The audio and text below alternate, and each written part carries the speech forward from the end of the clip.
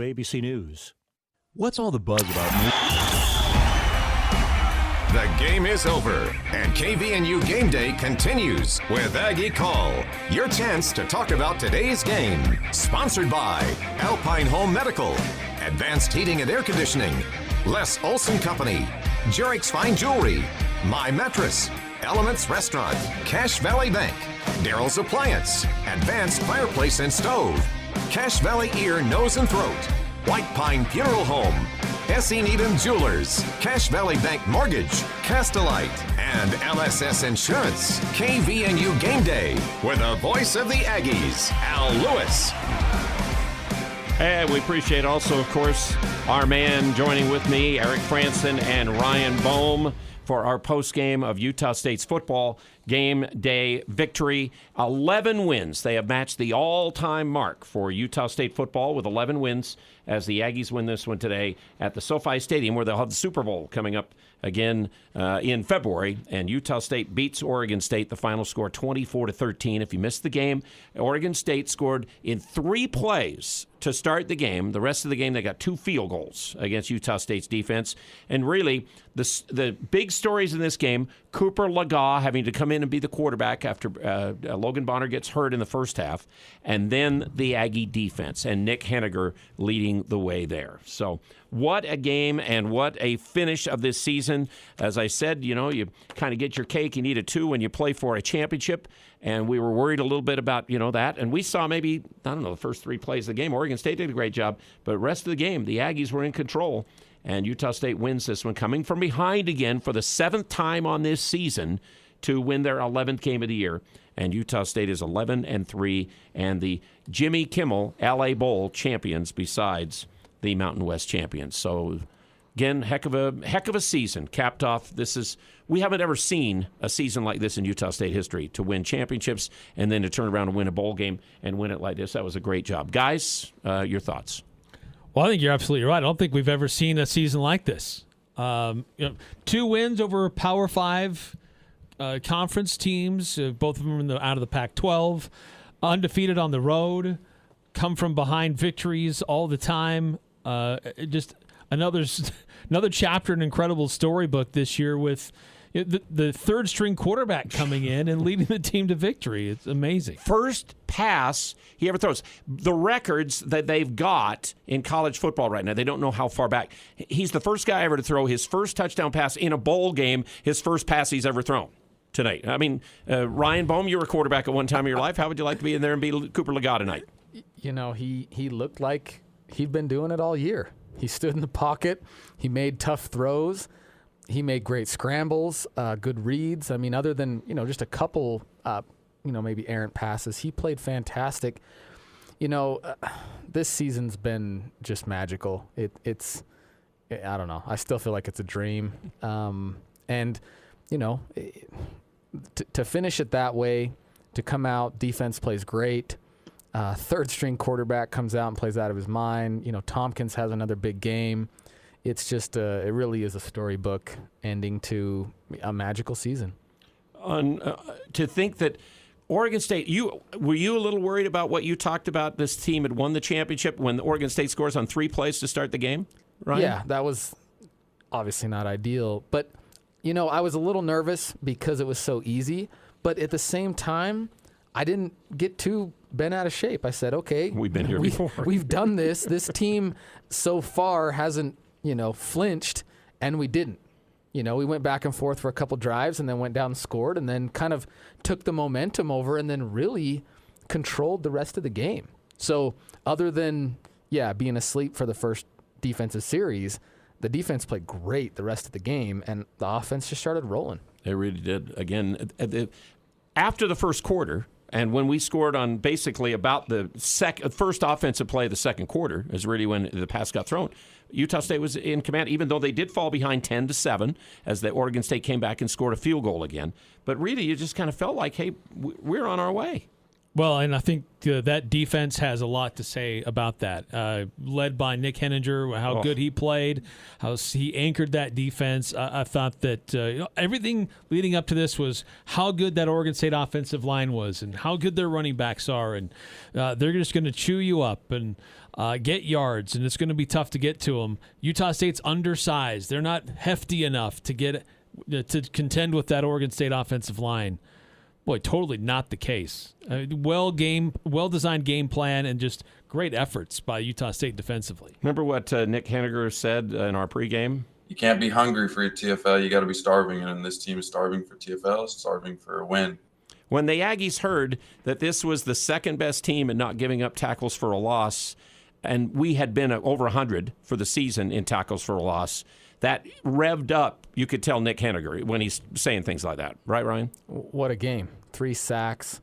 I mean, it's fitting. Again, when we talk about storybook, a guy like him who's played a lot of football, this has been his life for the last 5 or 6 years, transfers from Utah, comes here, stays after last year's struggles, and then to finish his career in a bowl game like this, that's fitting. And he was one who loved Gary Anderson. He came here because of Gary Anderson from the University of Utah. Remember, it took extra time, he's told us, to make sure he graduated so he could come here because he wanted to play for Gary. Didn't work out, and he's been one of the major guys saying, hey, this staff has just done things from the start, the first day in, to get there. Tompkins tonight passes Kevin Curtis's record. He needed 5 catches to go past him. He got way more than that, it seemed like, on the night. He's another guy that had to be talked into coming back here after it looked like he was going to leave by this coaching staff, Eric.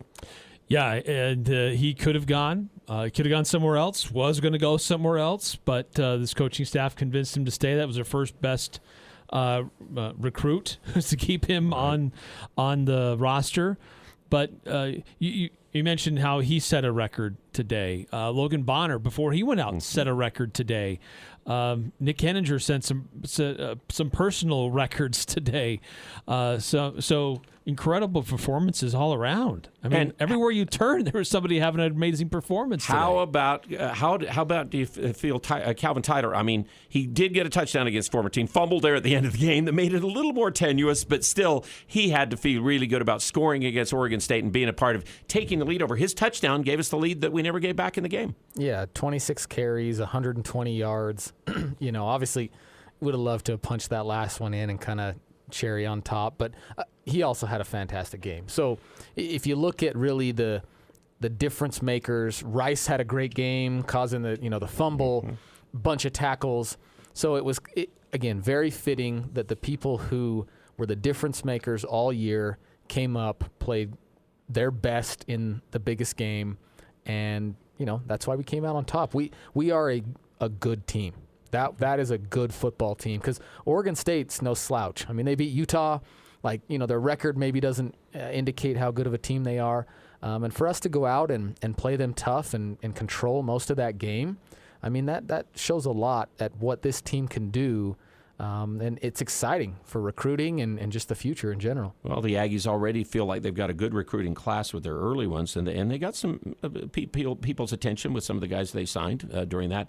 And again, it has to do with if you win championships, people want to go to your school if you have a chance. And Aggies have won the championship and now win the bowl game, and again match the all-time record of 11 victories that the 18 Aggies and the 12 Aggies were the teams that had won 11. We had never won 10 until the last 10 years at Utah State. Amazing stuff. So we're going to talk about it. We got the text line available at 435-339-0321.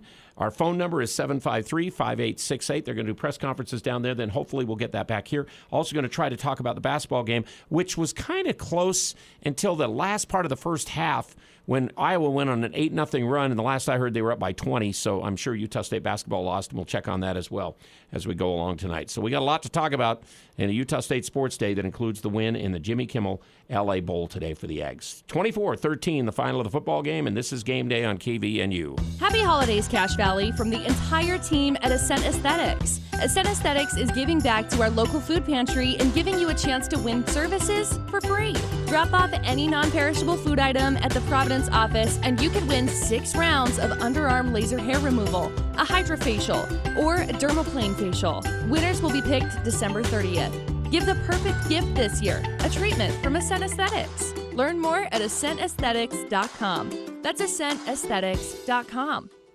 Cold weather is here. Let the gold medal winner in the Best of Know the Utah's Fireplace category help you update your home with Heat and Glow's full line of gas or wood-burning products. Building a new home? Let the professionals at Advanced Fireplace and Stove design and install your fireplace. From traditional to modern, Heat and Glow has something for every design and every budget. Install a product that will allow your family to make memories for years to come. Stop by at their showroom or visit them at advancedfireplaceandstove.com. Old McDarrell has a farm and appliance farm. This is Jay with Daryl's Appliance. Why do Santa and Mrs. Claus shop at Daryl's Appliance? It's easy. Daryl's has the best discounts on Whirlpool, Maytag, and KitchenAid laundry and kitchen appliances. Get the best price guaranteed. Don't forget our no-risk warranty and feel the Daryl's difference because service always comes first. Daryl's West on Airport Road, open until 6 p.m. on weekdays, 5 on Saturday. See Daryl's Appliance in beautiful downtown Benson. At Winco, we do everything to save you money with low prices and top quality products throughout the store. Big savings on fresh meat, produce, seafood, and deli. And even bigger savings in our huge bulk item section. At Winco, there's never a membership fee to shop top quality products at low prices. Now open in Logan at 1341 North Main Street. My name is John Brenchley. Last year, my father, Lynn, passed away. Our family misses him tremendously. From the first phone call we made to White Pine Funeral Services until he was laid to rest, White Pine helped us every step of the way. The staff was there to guide us through the entire process. They were kind, gracious, and their facilities are amazing. White Pine helped to make the difficult situation of losing my dad into a positive experience where we could remember him and celebrate his life. White Pine Funeral Services, here when you need us most.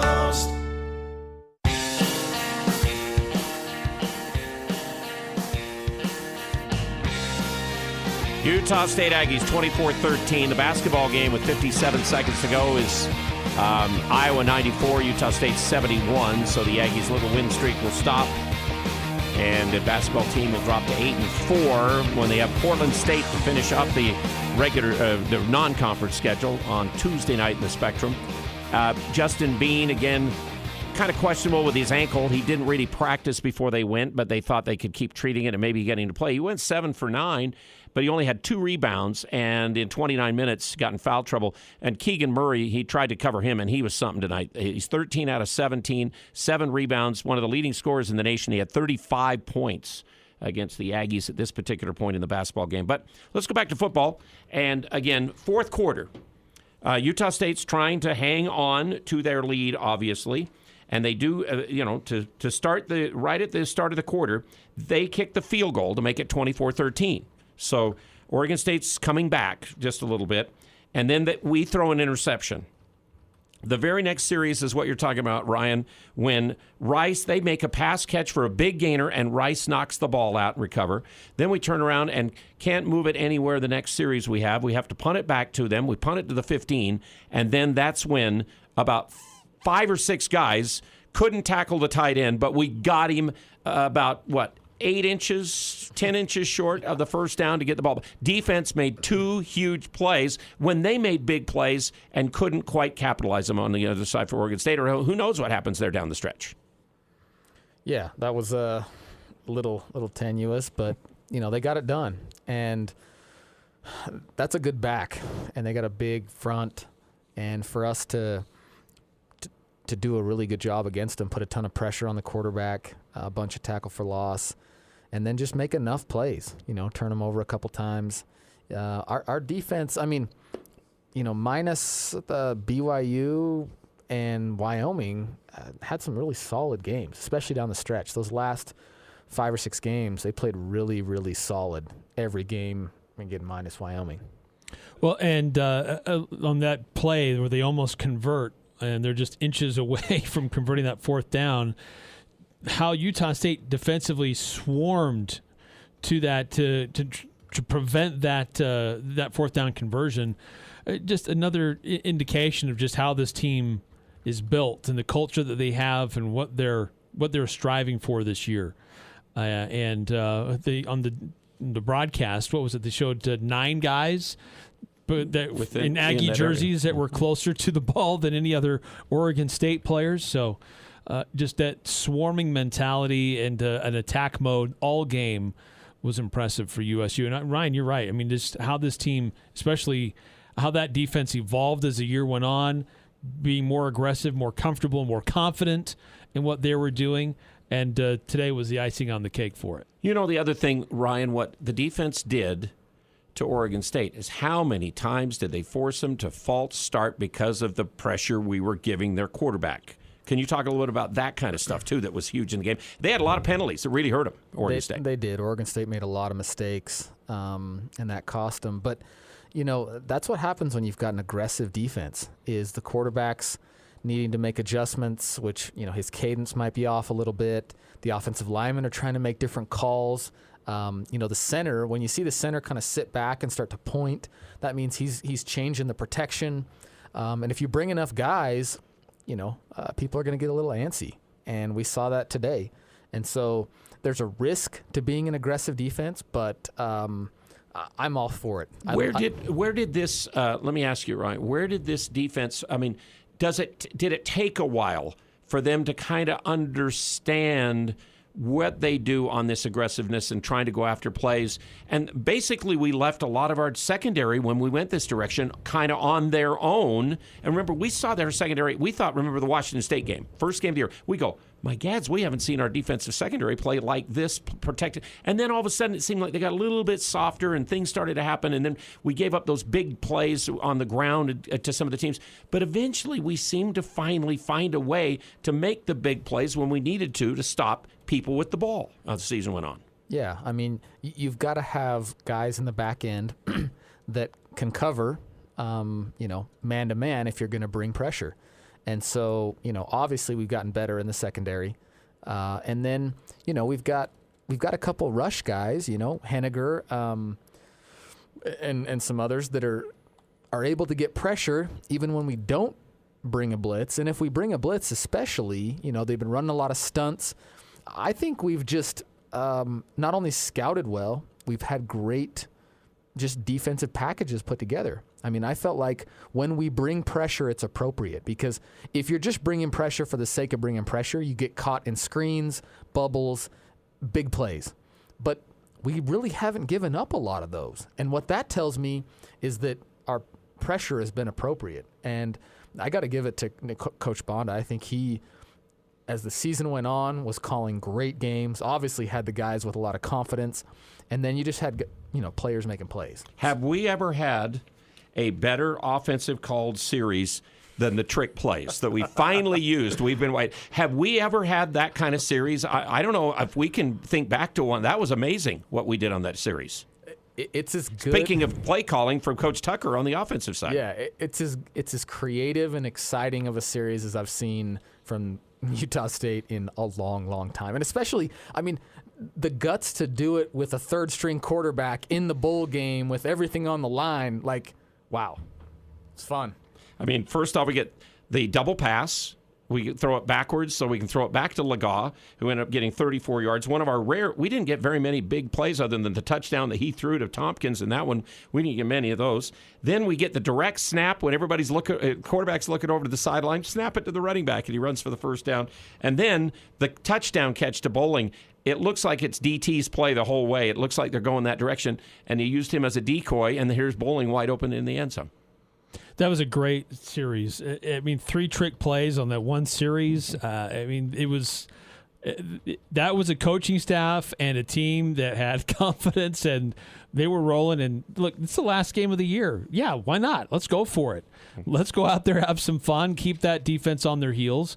Because at Oregon State, later as the game went on, they started to pin their ears back a little bit more and come after Legault. But that series definitely kept them guessing, and they didn't know what was going to be coming next from Utah State. Got the 10 points in that series of time. We got the field goal, the first series out in the second half, and then that was the second series of the second half. And Henniger had a major hit in there. Nick Henniger has to be our Castellite rock-solid hit of the game. Many of them he did. And there were some really solid tackles in this game by the Aggie team, but Nick's got to be our guy there. We appreciate Castellite always sponsoring, again, our the rock-solid hit, of course, the place for block and brick and all those things, but also tile this time of year. We're going inside and doing things. You said you have some, 339-0321 is the text line, and we'll wait to hear from hopefully coach and players afterwards. It'll take a little bit because they're going to do the on-the-field, I'm sure, trophy presentation with the belt. What do you think of that championship, the wrestling-looking belt they're giving away for this? I think it's pretty interesting. I like it. I don't know how they're going to hang that in a trophy case. I mean, it's going to be a little weird. Or do something with it. Yeah, I think it's great. I think that's really neat. A few texts have come through. This is from 9315. How can you not be a happy Aggie right now? I am sure the Grinch would even be smiling. 6543. Great season for the football team. Not so good for basketball. Please inform the athletic director that the fans in Cache Valley deserve a better radio station to follow the team. The one we have for game broadcast really sucks. Well, you don't really have one other than the university station that broadcasts out of a light bulb. Really, that's about it. Yeah, that's true. Light bulb has more power. 94-75 is the basketball final. So the Aggies hung in there until about the last 3 minutes of the first half. It got away, and then the second half they came out, and you're hoping they could get back into it, and it looks like Iowa took it out to a pretty good lead there for a while and eventually ran away and won the game. In fact, I wrote they got down by 16 2 minutes into the second half. Then they brought it back to like 9 or 10, but I think that's as close as they got the rest of the game. So, again, as it turns out, Horvath 18, Bean had 17, Miller had 8, Idle Rock had 4, Shulga had 7, 6 points Ashworth, 4 for Hamoda, 4 for Dorius, 2 for Zapala, and 5 points for Ryland Jones. Leading rebounder is Horvath with 6. Aggies badly out-rebounded, 35-23. And 35 points for Keegan Murray for Iowa to lead the way. Yeah, he just didn't have an answer for him. And I don't know if Justin Bean's 100%, that's a different story. He turned his ankle in the Weber State game. He wasn't 100%. I don't know how much he was able to fully guard him. But Murray's a great player. Oh, he's a good player. And Justin got in foul trouble, what we saw the game. Yeah, that's true. I mean, only 2 rebounds. It's very uncharacteristic for Justin. Well, you can just tell the last couple games he hadn't been the same. I mean, he got the ankle hurt against Weber State. True. Play. Joe wants to make a quick comment, our all-time Aggie fan. Go ahead, Joe. That was a good football game, but I was watching it on ABC, and I was hoping that I could see the trophy and stuff, but they showed the BYU replays. I didn't want to watch the BYU replays. I'd rather see the Aggie get the trophy. Well, what the problem was is in prime time, Joe, they're going to cut off the prime time. BYU, they showed UAB getting theirs because they had extra time and they were on ABC at that time, and it's not prime time. At nighttime here, they have to get off for local news back east. You could go to ESPN's ESPN Plus, and you could have seen the bowl trophy presentation. They just couldn't stay on TV long enough to show that on the network. That's kind of the way it works. But again, BYU today, they were not happy about getting the Independence Bowl, a lot of their fans, and UAB beat them today, guys. Yeah, that UAB team just chewed clock and ran the ball on BYU. They ran the ball on BYU. Kept it away, so that was an impressive win for UAB. It was. Ryan, do you have any comments on that? Hey, any day that the Cougars lose and the Aggies win is a great day. So we win 11 and BYU wins 10. How about that? Merry Christmas. Although, of course, they won the head-to-head, and they'll be saying that even if Utah wins the Rose Bowl. We beat them, we beat them. So, all right, we're post-game again. We need more texts. We need more calls. 7535868. The football is 24-13 Aggies. So it was a lower-scoring game that really all of us thought. Ryan thought 34-24, so you're probably about the closest, Ryan, with your prediction. I had an 11-point win for the Aggies. That's what I ended up, and then Ryan had 10. So Utah State does win and beats the point spread again, like Justin Rice said right at the start. He goes, okay, we're always we're always not respected, and the Aggies were a 7-point underdog in this game, and they come right out and win the game. Yeah, and that was actually a little bit of a worry for me. Like, they've been underdogs in a lot of their conference games. They were highly disrespected in the conference title game, and that really fueled them with the lack of respect from the conference, and not getting guys recognition in the all-conference teams and things like that. But for the bowl game, we didn't really have that. Oregon State has been nice. I mean, they haven't provided any bulletin board material, but this team found a way to feel a little bit disrespected in the at least what the odds makers were saying about it. Well, right from the start, Coach Smith at Oregon State, the very first time it was announced, the bowl game on that Sunday, he said, we're playing a really good football team. Look at what they just did to San Diego State. To be honest, Oregon State they're not San Diego State maybe totally defensively, but they are better than San Diego State offensively, for sure, this team we play today. Yeah, it's a good football team. I mean, again, their record doesn't. They beat Utah. But they beat Utah. Yeah. I mean, they beat Arizona State. Utah has a real chance to go beat Ohio State. And for Oregon State to put together a game and beat them, it shows you the type of talent that team has. And I mean, that football game that just happened, we handled them. So, we're a good football team. Anytime the Aggies needed to make a play, they made a play in this game to win 24-13. John Russell, you watched the football game some, I'm sure, as well, but you also were watching the basketball game for us.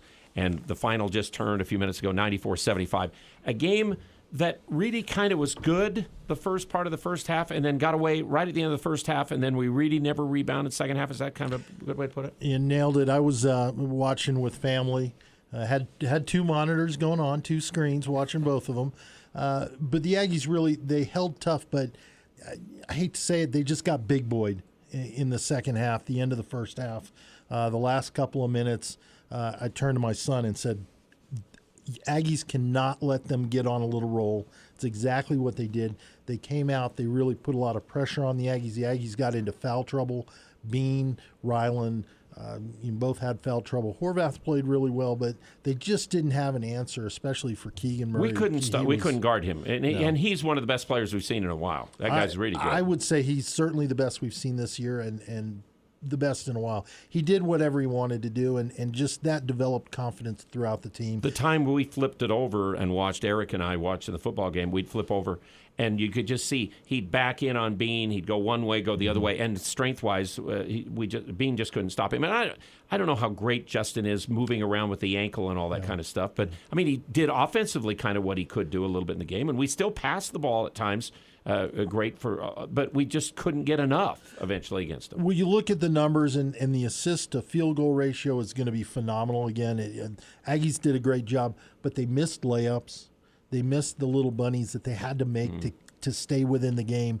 And once that snowball started going down the hill, it was all over. They ended up getting up by 30, and at that point, when you're up by 30, all of a sudden you start throwing up shots and that you shouldn't be, and they shouldn't go in, and they do. And it was just a rough night, a tough crowd, very, very pro-Iowa crowd. Well, they sold it out, and they've done that. They've been there like 3 times now, and every time they get a big crowd, and that's the reason why they do it. It's just, I guess, across the border, not too far from Iowa for people to go to.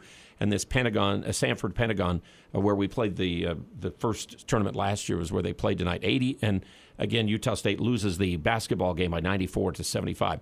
So 753-KVNU, or the text line's available at 339-0321. And we're hoping to hear from players and coaches, maybe both basketball and football. We'll have to wait and see, as we have game day on this Saturday night where the Aggies win the bowl game and go 11-3 on the season and do cap off the championship with the bowl game win. And this is game day with Ryan and Eric and John and Al on KVNU. Hi, this is Ashley with LSS Insurance. Open enrollment for individual health insurance is November 1st through January 15th. Coverage through the marketplace is still available, with more tax credits making it even more affordable. We'll help you navigate the marketplace, understand your plan options, and complete enrollment and save big. Trying it on your own can be frustrating. Let us help. Call 752-9493. There's no cost to work with us. Having a local agent makes all the difference. Call 752-9493. For 125 years, SC Needham Jewelers is where Utah gets engaged. People from St. George to Rexford drive to Logan to shop Utah's oldest jewelry store. One major reason is price. When diamonds are compared up and down the Wasatch Front, SC Needham Jewelers is as low or lower than any store in the state. We compete with any 50 to 70% off sales, internet prices, or so-called wholesale prices. Recently voted as #1 jeweler in the best of northern Utah. Monday through Saturday, 10 to 7. SC Needham Jewelers, middle of the block, at the sign of the clock.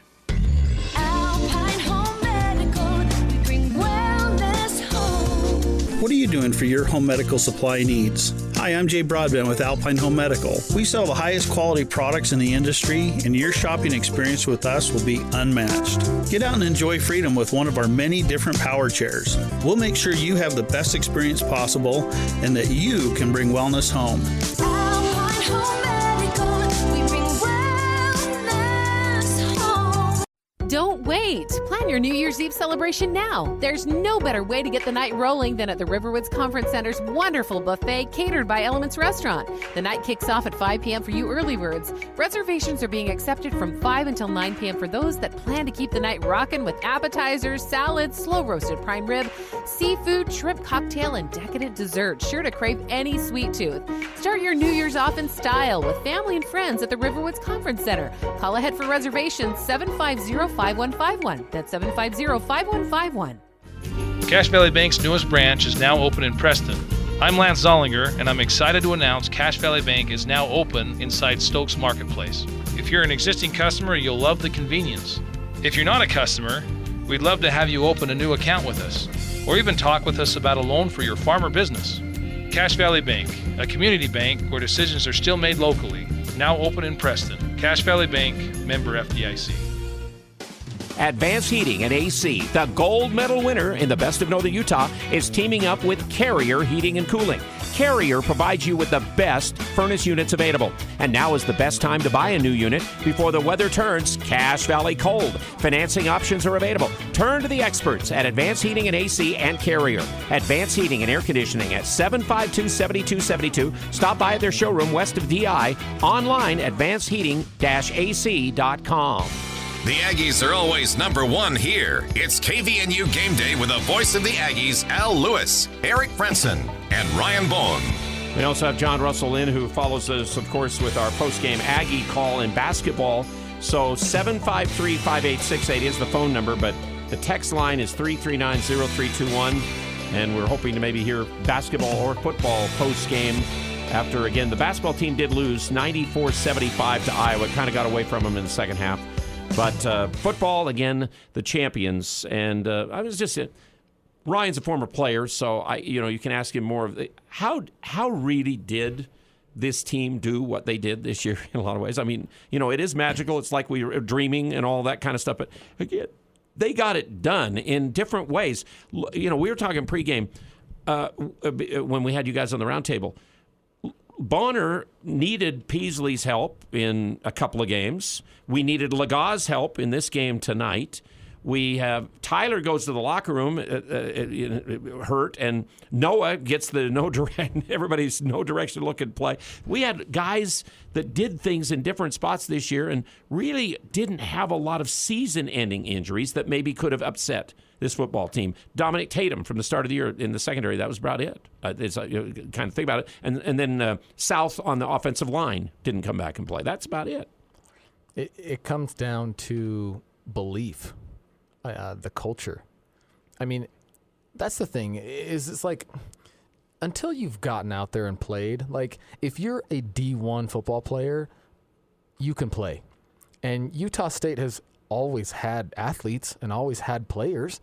And certainly this team isn't an exception in the sense of I don't feel like this is the most talented football team that we've ever had at Utah State. We have some great players, but we're still undersized. We still don't have any 4-star guys, 5-star guys, anything like that. But what we do have is a bunch of hard-working players that bought into the system, and they believe, and they play hard for each other. And next guy up, somebody gets hurt, somebody can't go in that play, we need to make a play. I mean, it really, take my hat off to Coach Anderson and the culture that he's created in the course of a year, players buying in, and that's really what made the difference. He needed a change, as he said, in his personal life, and everybody here needed a change. And it worked out for a magical year. I mean, now, again, will we ever see a 12-win Aggie team? We thought we'd never maybe see 11. We finally got to 11 the one year. We're thinking, we'll never see that again with kind of non-conference schedule they sometimes play. But now they line up against who? Now, they line up against Alabama next year. Ryan, you going to like that? Yeah, we're not going to win that football game. But if we played like we played tonight and like we've played the last several games, it'll be competitive. I mean, we'll go out there and we'll put some points on the board and we'll make some stops. We're going to lose, but it'll be respectable. And that's all you can expect, going to Tuscaloosa. And we do have to realize that next year in the Mountain West Conference, who we play on the other side changes too, because we've had 2 years now of this group. And so we will turn around and, or is this the first year? No, this was the first year. Okay, it's the first year. So we'll get the return games of those guys. The return games, so right. we don't have to play Fresno and San Diego State and Nevada again. And that would help us towards another really good year. I was 1 year ahead of myself there. Okay. Les Olson Company, don't take risks when it comes to your IT network security. Take action with the Les Olson Security Suite. You've got more texts. Yeah, I've had a few more texts come through on our text line, 435-339-0321, if you want to chime in. This is 2603. Great win. Laga looked good. Our future looks promising. Yeah, absolutely agree with that. We also signed 2 quarterbacks for the future, too, in our recruiting class already. That's true. 9315. I think it was great that USU did not have very many penalties in this game. Nice to see that. And I just checked, and Utah State had 5 penalties that cost them 46 yards. Oregon State had 13 that cost them 91. Yeah. And it seemed like almost all those penalties came at the wrong time that just hurt them in a lot of different ways. Guy with a personal foul at the end of the game took them out of maybe a chance, even though we got score there. We got it down to the goal line, able to run a lot of the clock off, and they had to use all their timeouts and didn't leave them any time to have a chance to get in the game. So that was a stupid one. And then the false starts really hurt them when they got near midfield that one time. A couple times they got back, and all of a sudden they couldn't get the first down against us. Yeah. So 2 straight PIs, should have been a third straight, didn't get called. 8630, and you guys kind of mentioned this. Looking ahead to next year, Alabama, week 1. Can we not play these types of games? Until we at our stage where we are with how many we can get in our stadium and how many people come to the games and how much they can charge for games to get that many to come to the game, we have to go out and play a game like that almost every year money-wise. We do at least one. At least one. We used to play 2. Sometimes we'd almost play 3 some of those years that have gone by. And remember, those are the years when we'd win 1 game or 2 games or 3 or 5 was as many as we won. And every year we'd turn around and somewhat be competitive in the league, but we wouldn't quite get there. We'd be like 4-2 in the conference, and you ended up with maybe 5-6 your overall record, or 4-7 or something like that. So it's a tough deal. Yeah, and I think Ryan's absolutely right. This is a team that, look, they just beat 2 Pac-12 teams this year. They beat Power 5 schools, and a lot of these guys will be back next year. I'm not saying they're going to go into Alabama and beat Alabama, but they'll go in there with some confidence that they can compete with them. And there haven't been very many teams in Utah State's history where we've seen that. I mean, we've seen some times in Gary's teams, Wisconsin and a few times game with was the Matt, one that there were some and then teams we that get within looked a like touchdown. They could compete, but just weren't quite there. We competed Oklahoma, Auburn. We had those runs. Yeah, the USC game wasn't out of hand and all that. So yeah, we've had a chance in some of these ones. But this is Alabama. Are they going to be the reigning national champions? Most would say so when we play them next year. Yeah, I mean, again, we're not going to win. We're not going to win that football game, but no one expects us to. But we want to be competitive, and we want to go out and show that, hey, we can play against the best in the country, literally the program, and go out and be competitive. And it'll be on TV. It'll be national stage type thing, and then you get ready for the teams that we're supposed to beat, and hopefully take a lot of confidence from a game like that. So, Ryan, we hear this a lot. What do you learn from a game like that? I mean, you talk about confidence, but is a situation like we go in there and, hypothetically, we play them well, we still lose by a few touchdowns, 2-3 touchdowns. What do you learn as a team? See, John, and what comes to mind is the last time we played a big game like that. Remember, number 1 LSU. We did not compete that day, and we didn't want to compete that day. We were too far into our conference. If it's the first game of the year, maybe that's a good spot to have that kind of a game to learn a little bit, right? Yeah, and again, like what you can learn from a game like that is, look, these guys just pull their pants up like we do, and they put a helmet on like we do, and yeah, most of these guys are going to the league, but guess what? We can push them around. I ran for 100 yards against Alabama. Like, you can do that, and we have players. If Devin Tompkins was on this team, too bad he won't be next year, he could run by guys at Alabama. just like he can run by guys at San Diego State and everywhere else. So there's something to be said that when you go up against the giant and you're like, wow, we can actually run our offense and we can stop these guys and make them punt and we can turn them over, then, what can Boise's not scary anymore. And Colorado State's not scary, and Air Force isn't scary. If we can run the ball on Alabama, we can run it on anybody in the country. And so, but you need to be competitive. If you go get blown out, you learn nothing other than we can't compete with these guys. So we need to go be competitive. If we're competitive, then it's a positive experience. Even if you go get beat by a couple touchdowns and they end up taking you down in the fourth quarter and just kind of rolling you at that point. But if you're competitive and you can walk away and take some positives from it, I don't see any problem with it. I want to beat Boise State. That's my goal.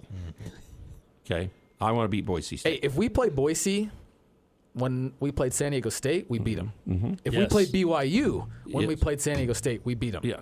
So we were still trying to figure ourselves out. Yes, it was still early enough and all this kind of stuff. And we beat ourselves against Boise State. And eventually BYU did kind of beat us in the game. But Gio wants to join with us on Aggie Call. Our phone number is 753-5868. Go ahead, Gio.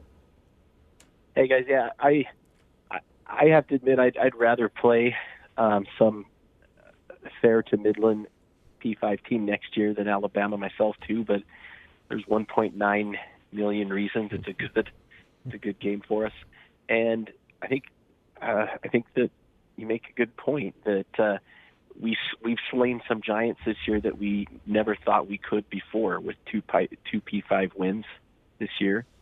And San Diego State was a giant we didn't think we could handle before, and I think we just keep working forward and we'll get there someday.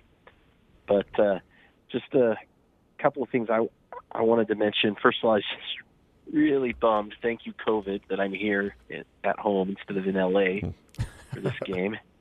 But I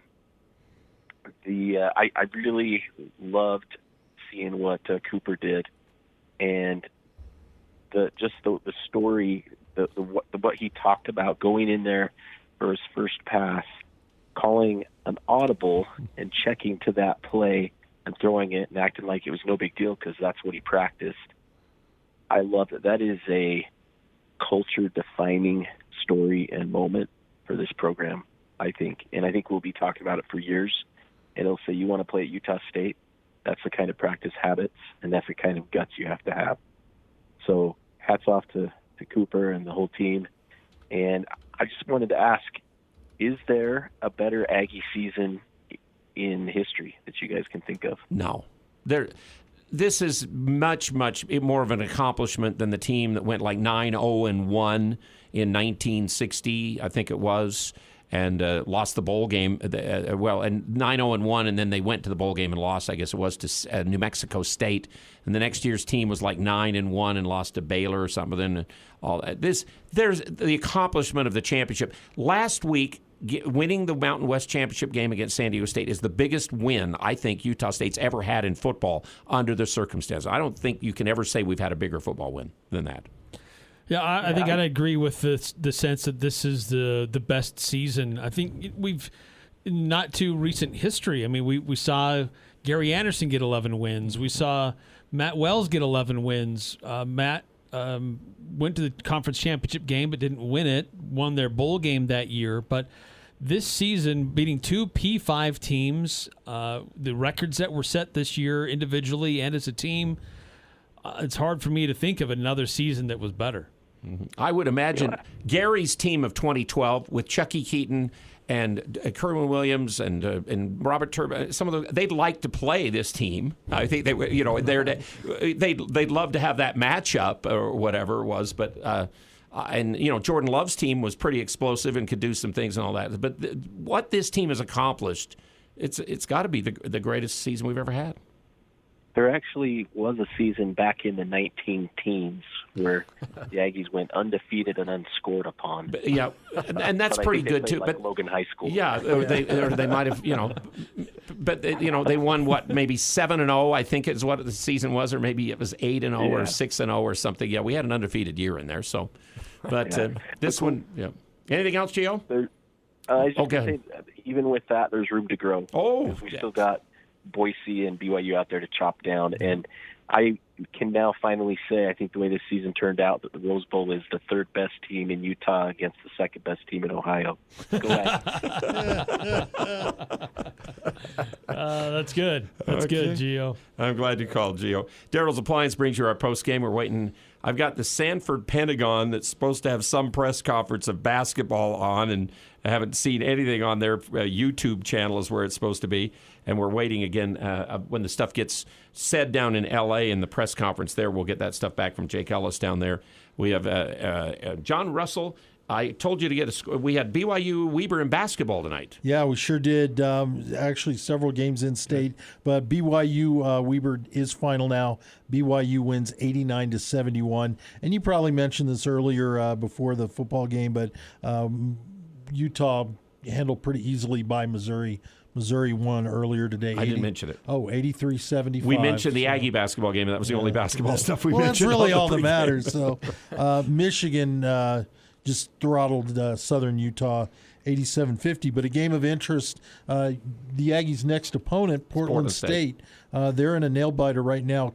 Cal State Northridge is up 65-64 with a minute left in the second, so we'll have a final here soon. Okay, and so that's the basketball update. And you said, Eric, the Jazz got beat the second straight night at home. Yeah, they're lost to the Wizards tonight, 109-103.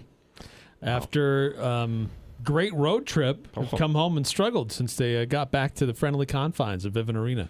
Seems like every once in a while, it just all of a sudden catches them when you're least expected, thinking they're going to be on their run. You know, they got a good win against the Clippers and then couldn't get that any more going after that. So again, we're waiting for some of this stuff post game that we can react to, and hopefully we'll get something from either South Dakota or from Los Angeles. But we know the Aggies are the champions of the very first ever. They are the first team that ever won a college football game in SoFi Stadium, where the Super Bowl will be in February.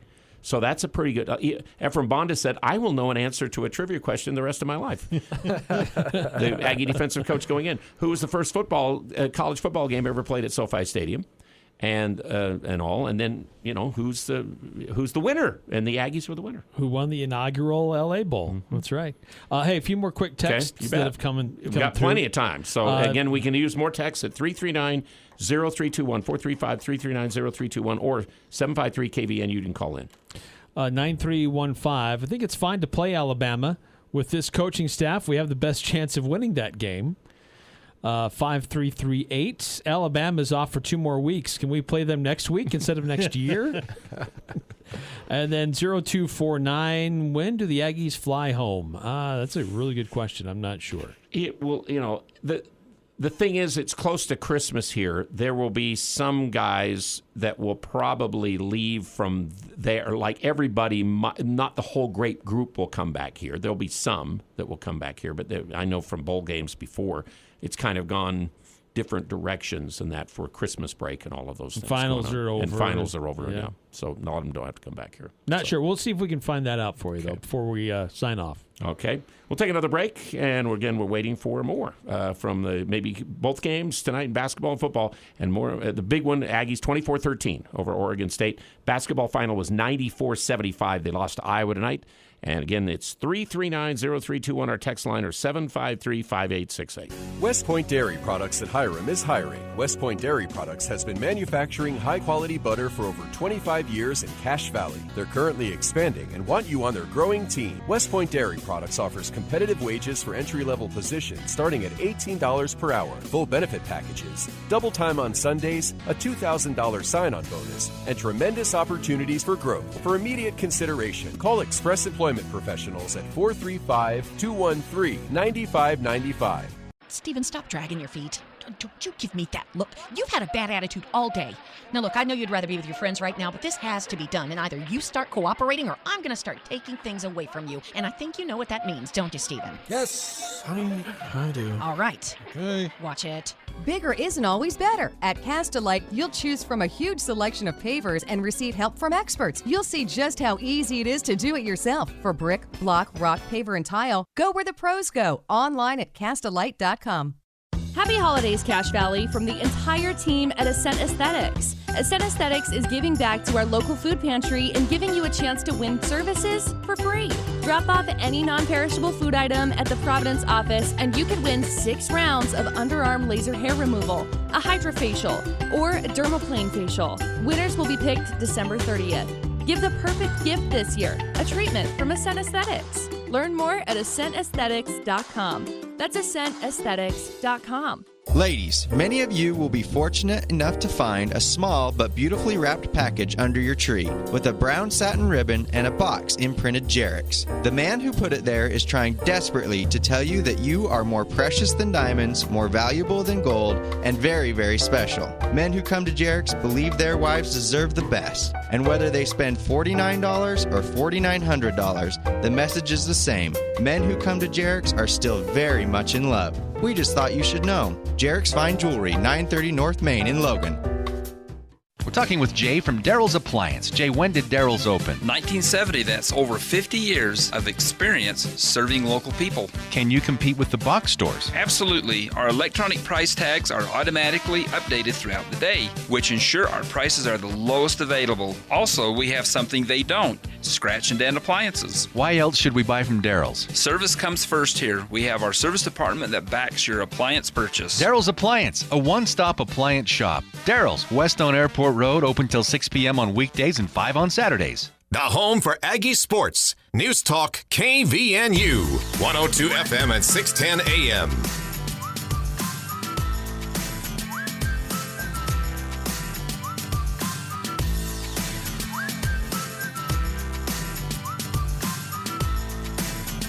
And we are here with, again, Ryan Bohm, Eric Franson, John Russell, Al Lewis. The Mountain West Conference now has a record of, 14 wins and 12 losses against the Pac-12 in bowl games down through the years. The Mountain West has got a 2-game edge in that one. How about that? You know, one thing I appreciate, Eric's mentioned it already a couple of times, this is a special season, especially when you look at two P5 wins. And these aren't two P5 wins against teams that really struggled. There's a certain school down south that loves to brag about how many Pac-10 12 wins they had. They were against losing teams. So, you know, I'm just saying, these are two teams that are winning records, bowl teams. Washington State, they succeeded. Washington State's in a bowl, too. Yeah, they're playing in the Sun Bowl against Miami. This was a special season, no doubt, and I agree with with all the comments that have been made. Don't look past what the Aggies did this year. Then, of course, the one thing that's been documented a little bit the last little while is the Pac-12 hasn't done very well in bowl games, and they haven't made the conference playoff final for quite a while, or the semifinals, too, out of that conference, which is, and if they expand it, then that's what... if they would have expanded the playoffs in some ways, we're a conference championship team, we might have got a chance to get in a 12 or a 16-team deal in there. The Aggies might have been in the pairings of all of that. They were talking about that, some of the people, too, because eventually there's some that are talking that the champions of conferences get in some way, and other people get like buys and things like that, yeah. The problem with that is then we play Alabama the first week. 16 against 1? Yeah, that we don't want to do that. Okay. I don't know if they'll ever go to that many games. I don't know if they want people to play like four football games after the end of the year. It's kind of hard to play the season you play and then turn around and play a conference championship game, and that's a 13th, and then all of a sudden if you're a 16 team and they had 16 teams in there and you have to go to 16 to 8 to 4 to 2, that's a lot of games to have to play if somebody could play that many. It's a lot of games, but let's be real. It's about money. So the NCAA loves to make money, and that would be. We're going to have to start the season in 1st of August? It would be the most viewed football ever. Like, it would blow the Super Bowl away if there was a legitimate tournament around college football. It would be unbelievably awesome. Because what has basketball had? March Madness is amazing for, a week. But this would be a month. I mean, it would just be so... That first day when there's, 4 games, 8 games, whatever, in 2 days, that would be unbelievable. Okay. Oh, we got something here now. What do we got? We might have the post-game comments from the basketball. Okay, let's see Just here. noticed they just got just about posted within the last 30 seconds or so. So we'll see if we can get that or not. But I don't have it on my Pentagon's Sanford Pentagon one that it's supposed to be on. So is it somewhere else? That's where I've seen it. And I keep refreshing, and I still see the same things I've already seen. Well, while you're looking for that, I have a question for Ryan. I'm never down here, so this is my chance. I got him one-on-one. He can't leave. Offensive line. There's a lot of talk about the defense played, which extremely well, which they did. Legaw, what he did was unbelievable. But your thoughts on the offensive line? I thought they did a really, really good job. Not perfect by any means, but considering you had your third-string quarterback in there, Tyler got big runs when he needed to with big holes. Your thoughts on the offensive line performance? Yeah, I mean, for being undersized across, I mean, not all the guys, but like in terms of average size, weight, etc. Like, we're a smaller offensive line, so to get the production that we've got, and to protect the way that we did. I mean, Bonner took a lot of hits this year, but we didn't give up a ton of sacks. And part of that is him getting rid of the ball. But Legaw was pretty clean today. I mean, I don't know what he got sacked a couple times, maybe. He might have got sacked 2 or 3 times, by the end of the game. That's going to happen every game. So, I mean, Henniger had 3 sacks himself the other way. So, yeah, you've got to recognize those big guys up front. And, coaches, he's admitted it, that we need to get bigger and we need to bring in bigger guys, both offensively and defensively up front. But, yeah, for what we have and how they gelled, we had an injury early in the season, but those guys did a great job. To put up the kind of production that we did offensively, you got to be – it starts up front. Mm-hmm. If you can't block, you can't pass. If you can't block, you can't run. So even though they're not the headlines, most people wouldn't know any of their names. Like those big boys, they were productive. I've got a new line. My favorite movie is Bull Durham, and at the end, one of the lines, Nuke Lelouch says, you got to hit the ball, you got to catch the ball, you got to pitch the ball. I think Ryan to run the ball, you got to block. To pass the ball, you got to block. Sometimes it does. It comes down to kind of those basics, and I think they got better as the year wore on. Well, yeah. I mean, you look at the premier programs, and certainly they have the the Heisman quarterback and the receiver that's going to go in the first round. But Alabama's offense and defensive line, half those dudes are going to go in the first round. Mm-hmm. That is why they dominate, because they are just that much better up front. Michigan dominated Ohio State and the whole Big Ten. Why? Because up front they are crazy. That defensive end is going to be the first pick. I mean, so if you can get those big boys up front to be dominant, then you don't even need the most dynamic guys in the back. And if you happen to have them too, then you do something special. That's all the better. Well, like I said, I think they did well. I think you really saw it tonight, especially the way Tyler was running the ball. I mean, he was big chunks, and that just opened the door. Less pressure on Legaw, knowing, he'd try a little quick dump down in the, on first down, trying to pick up 4 or 5, and if it didn't work, he was handing it off, and all of a sudden, then they were going to, 3rd and 2, 3rd and 3, and that's huge. Yep. I'm going to keep talking. They're still trying to get the the link here.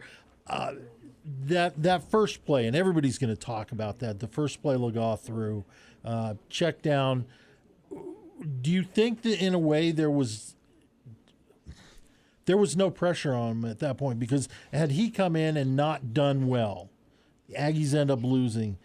We probably would have been on here saying, hey, your kid hadn't taken a snap his entire college career, redshirted last year.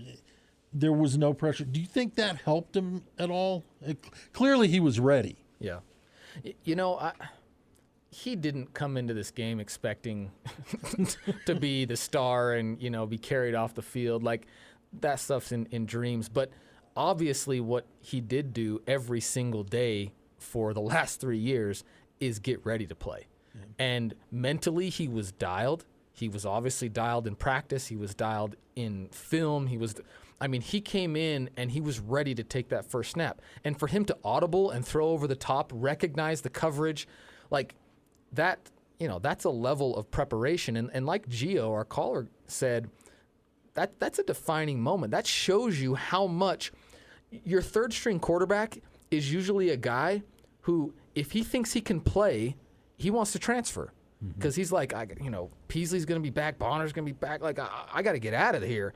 But obviously, Legas was dialed, and for him to come in and perform, and he never flinched. He didn't look like someone who had never played legitimate, reps. Yeah.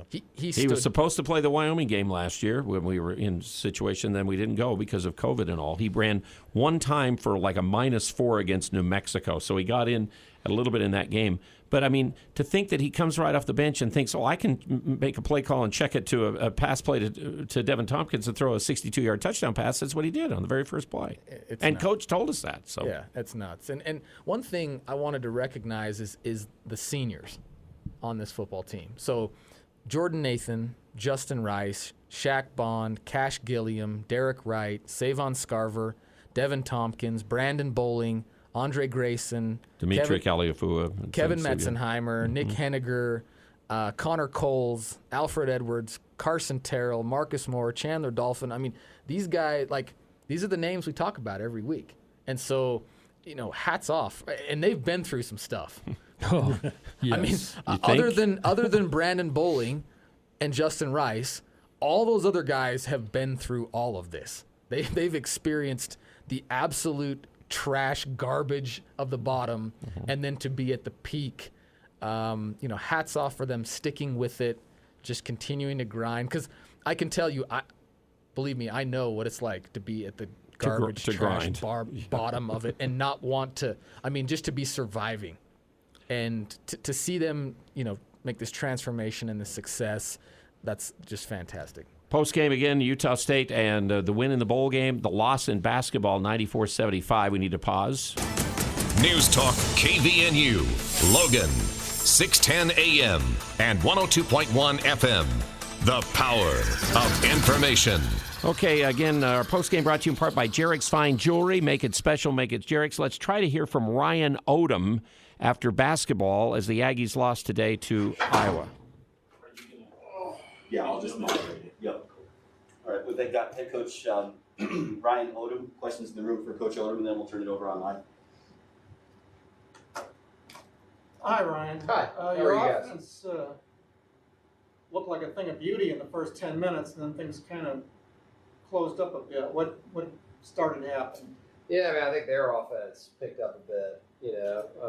Quite honestly, they were moving the ball so fast up the court on us. We missed some shots around the rim, and then all of a sudden they're ahead of us. They're getting a rebound. They're ahead of us, pitching it ahead. And there's a reason they have the 4th ranked offense in the country.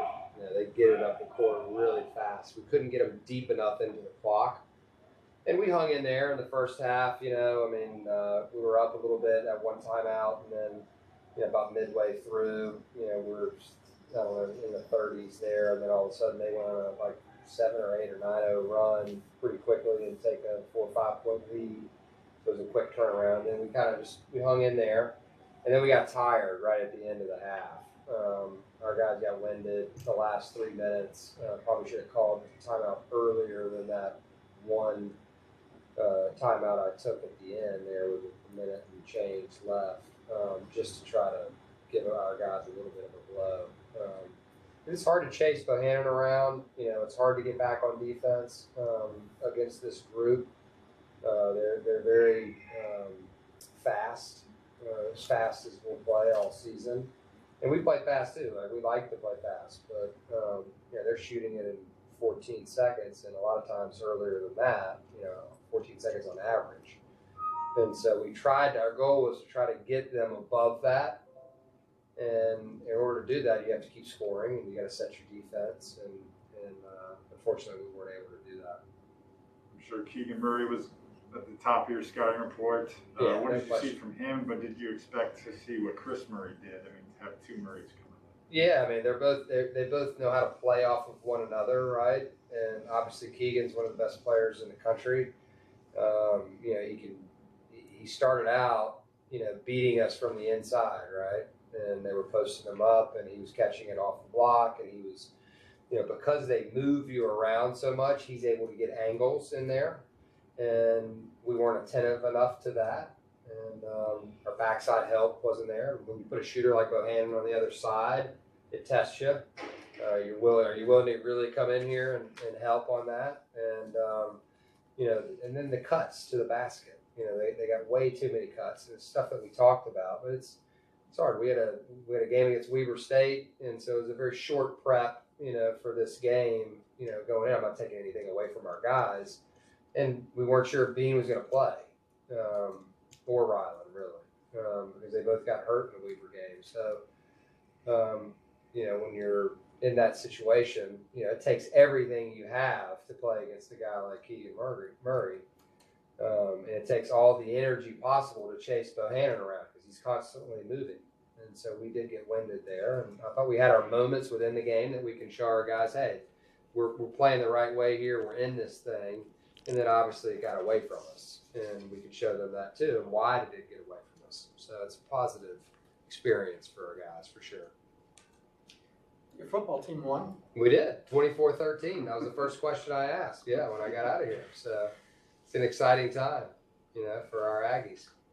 Was Bean, how limited was he, do you think, today? It seemed like he started okay and then faded off. Yeah, I mean, he moves around way better than he moved today. He's a good defender. I think you saw glimpses, but he didn't practice for 2 days. It was just treatment and try to figure it out. And then, he really didn't even do the shoot. He did a little bit of the shoot around actually this morning, but we didn't move. It was really just kind of stationary shots and stuff. And so his warm up was kind of the determining factor of whether he wanted to play. And I knew he was going to try to play regardless of whether he's going to give it up for his team. And what a guy to coach, man. He's a great player, and he's got a really bright future. That's what Ryan Odom said after the game. John Russell, you're my basketball guy. What are your thoughts about what Coach said about the game? And you watched a little bit more of it than we did. Yeah, a couple factors really to consider. Like he mentioned, it was a short turnaround time. And you have to realize Iowa had, I think, 9 days prep time. Yeah, they hadn't even played at all. Yeah. So, that helped. They came in healthy and rested. Keegan did have some problems, had some health issues. He was able to get back to him. The biggest thing that I looked at really was I was a team very similar to Utah State, well coached, very intelligent, great shooters, and they recognized their strengths and they played to them. And the Aggies just weren't able to keep up with them, and they dominated inside. That was a big thing that concerns me as the season wears on. I thought Horvath played a really good game, but he played from the outside. And he's not a thick guy to be able to stop those guys backing in, and that's a worry that we have against any stronger teams. Now, again, most teams do play like 5 out or 4 out nowadays, and maybe it's not as big a deal as how Iowa played. Yeah. And then they let Murray go inside the part of the game we saw. And he's really good. He can maneuver and get inside, and he's strong enough to get everything done. They let him. We had no choice. Yeah, he was going to do it. He kind of did whatever he wanted. And the coach talking about Bean. I went up there. We went up to talk to the coach yesterday before they left, and you could see Bean was just standing watching things, and they really were not practicing many on the team much because I think they were concerned about this pace of games that they seem to play 2 every week, and they really are all they're doing is resting for one day and then prepping for the next game. And it's kind of like, and I think everybody's probably a little bit tired. And then when you get injuries on top of it, like Bean and Ryland have, they're not capable. He talked about Bean, and you could tell, especially in the second half, that he was slow. Ryland, even though he picked up 2 more charges tonight, and each one I kind of held my breath to make sure that he got up okay. But you could tell he was still, a quarter, an eighth of a step slower, and just wasn't, really into the flow of the game.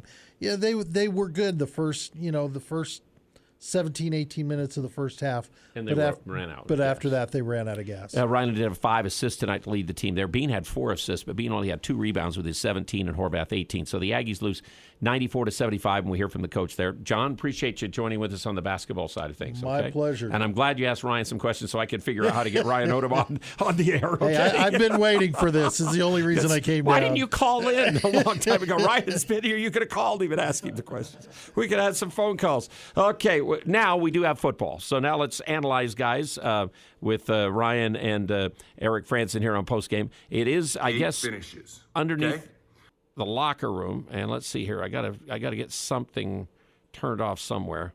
And we'll figure this out in just a second here. Okay, I believe this is Nick Henniger. Past 7 years. Don't take this stuff for granted. This is unusual. This is uncommon. This is rare. All right, this is Tom Osborne in the 90s type stuff. Right, senior wide receiver Devin Tompkins had his 9th 100-yard receiving game of the season, and then obviously head coach Blake Anderson.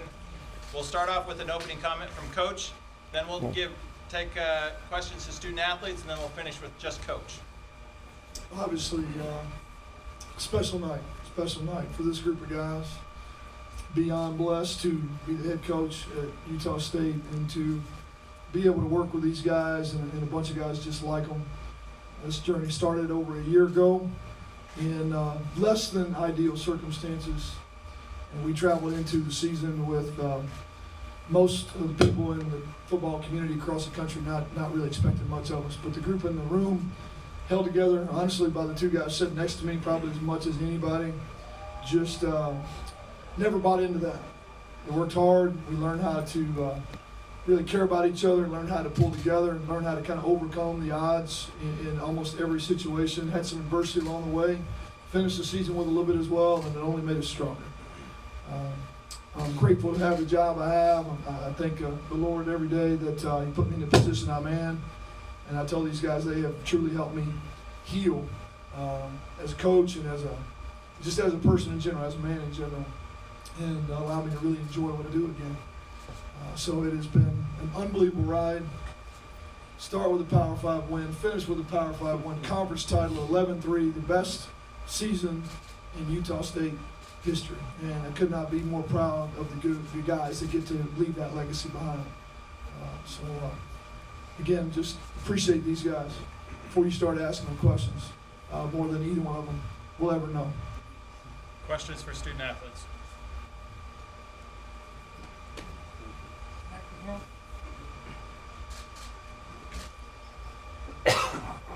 When Legat came in, just how much did that change?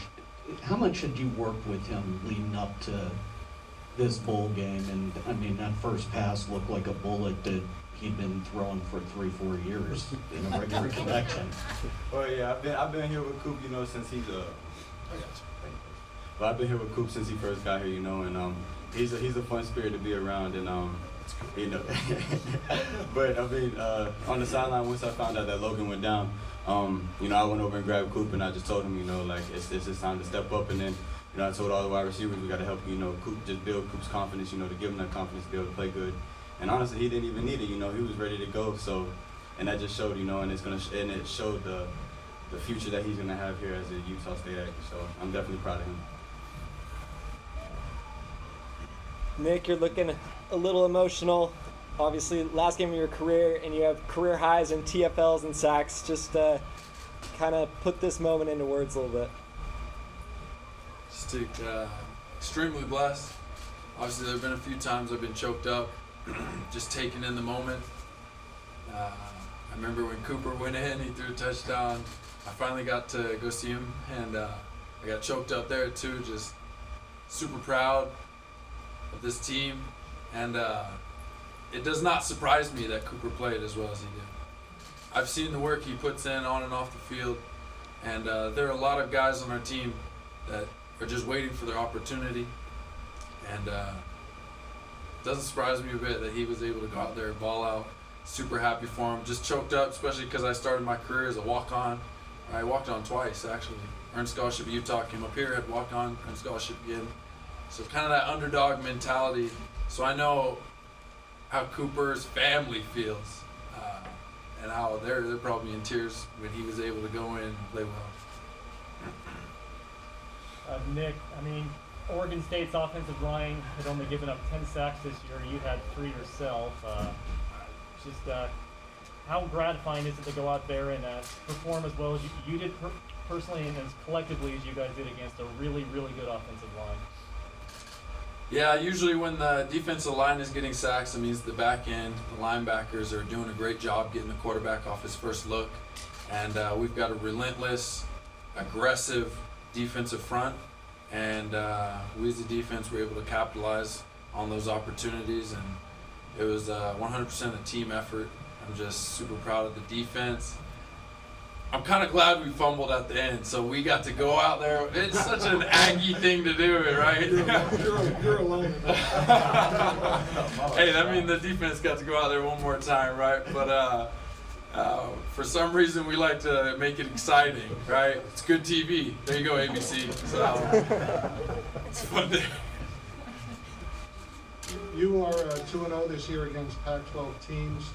Does that have a meaning for you when you beat conferences like that are supposed to be upper echelon from where you're at? Definitely.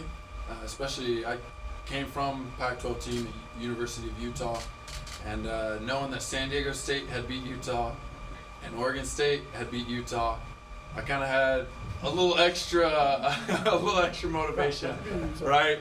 But super proud of the Utah boys too. They were able to dominate, and proud of this team. You know, I like to think that it doesn't matter who we play, that we're going to go out there and we're going to put our best on the line, and we're going to go play hard, relentlessly. And that's just the kind of team we are. We do not give up. That's the identity of this team. We will finish the game all 60 minutes, and we'll see what the score is at the end. Nick, what will your legacy be on this program? What fingerprints are you leaving on the program moving forward? Hopefully I left a legacy of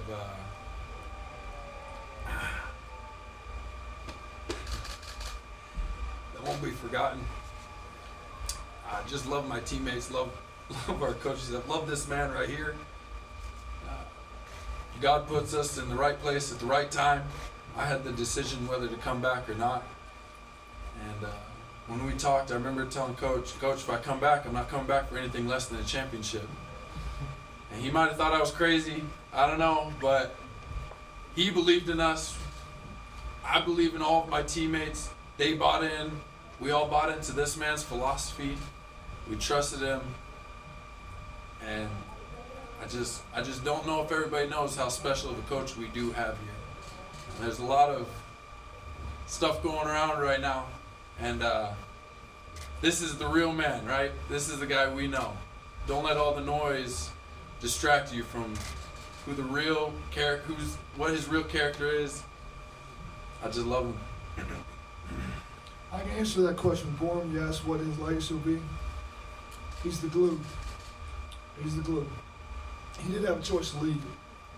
And coming off 1-5, coming back, you can't assume that things are just going to be perfect. But he chose to trust me, trust the staff, and buy in. And he has led by example, so has DT, on a daily basis to make this possible. And two of the most selfless individuals I've ever been around that lead in every area of what we do exactly the way you ask them to. And guys, this legacy will last. It will set the bar extremely high, but it will last. And it's because of the work and the selfless nature of who these two guys are. Devin, over 100 receptions this season, over, I want to say, 1,700 yards now. That's pretty uncharted territory in college football. How much does that mean to you to be able to accomplish some individual goals and team goals in your final season here?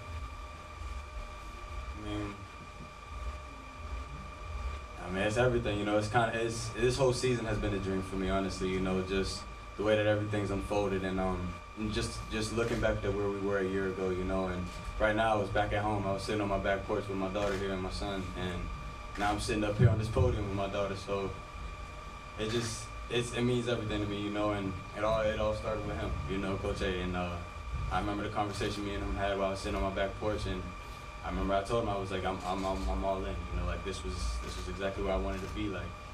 And sure enough, you know, you look up and finish the season out, #1 receiver in the nation, and with a Mountain West championship and now a bowl game, and I mean, I honestly, I've just been going with the flow, you know, like I wake up, come to work every day, you know, give everything I got, and the results, they pay off, you know, all the hard work and everything that you guys don't see, that nobody sees except us, you know, all those 6 a.m.s and getting off the field full speeds, like, after a long drive of practice, you know, I mean, it's crazy how it all paid off. Again, that's Devin Tompkins, 102 catches, 1,704 yards is where he ends up for the season with his marks, both Utah State records. Logan Bonner did pass the passing record. But Nick Henniger really standing up with everything going around about Coach Anderson and his comments, and Coach Anderson then trying to come back after Coach Anderson read the transcript of what he said, and then he basically said, I have to say something because that's not what I really mean and what I stand for. He tried to stand up, and I think Nick Henniger is trying to reiterate that of what these guys feel about this guy that they're around at Utah State.